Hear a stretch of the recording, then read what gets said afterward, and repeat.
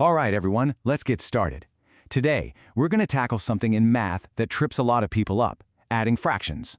But I'm going to show you a simple magic rule that's going to make it all click. I promise.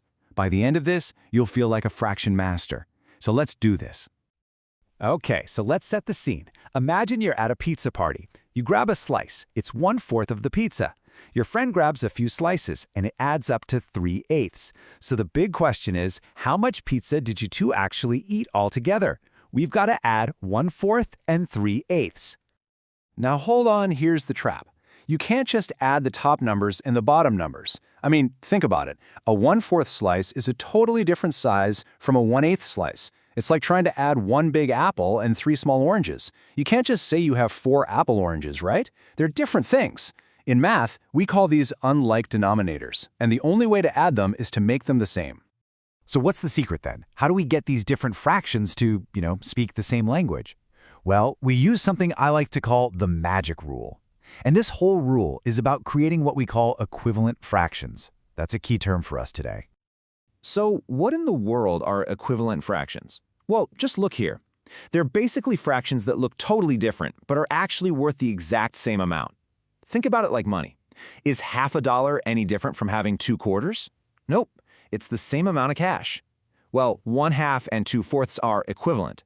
The value is identical, we're just slicing it up in a different way.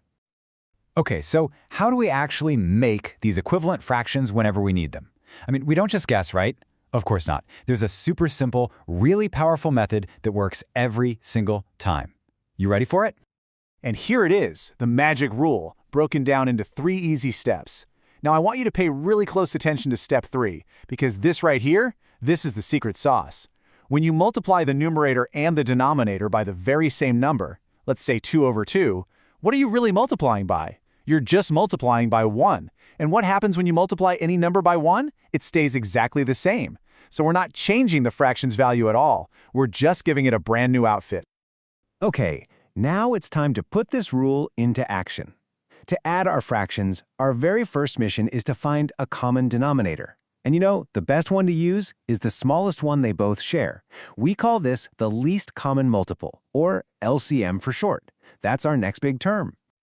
Finding the LCM is actually pretty simple. All we do is list out the multiples of our denominators. So take a look at the chart. For the number 3, we've got 3, 6, 9, and then 12. For the number 4, we have 4, 8, and then 12. So what's the very first number that shows up on both of those lists? It's 12. That's our LCM. That is the common ground we've been searching for.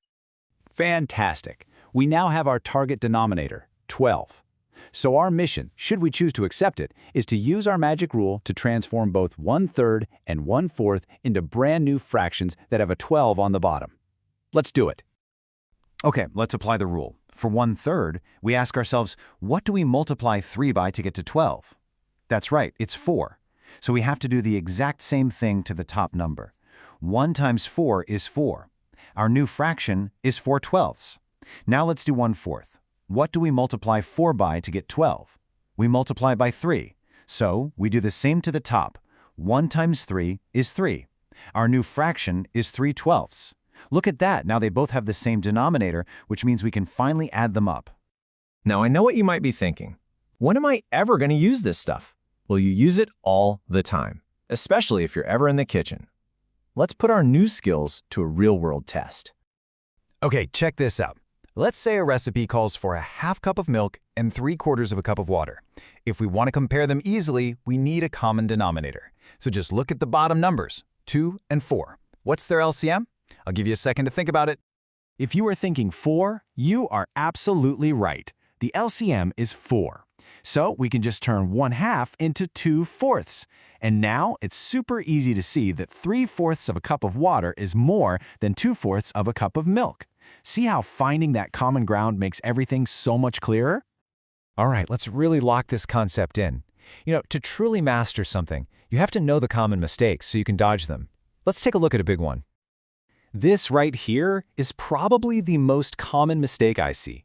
Alex just added the tops and added the bottoms. But we know better now, don't we? You must find that common denominator first. For Alex's problem, the LCM of 4 and 5 is 20.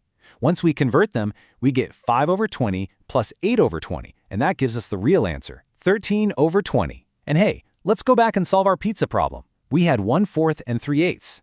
The LCM is 8, so 1/4 becomes 2/8, and 2/8 plus 3/8 equals 5/8. We ate 5/8 of the pizza. See? Problem solved. So please remember, the huge idea today is that finding a common denominator isn't just some random rule you have to memorize for a test. It's the key that lets us make a fair comparison. It's how we make absolutely sure we are always adding apples to apples. And I'm going to leave you with this final thought. This idea of finding common ground before you can combine things, well, that is a massive idea, not just in math, but in life. Think about it for a second. In disagreements, in group projects, in teamwork, where else could finding that common ground first help you solve a really tough problem?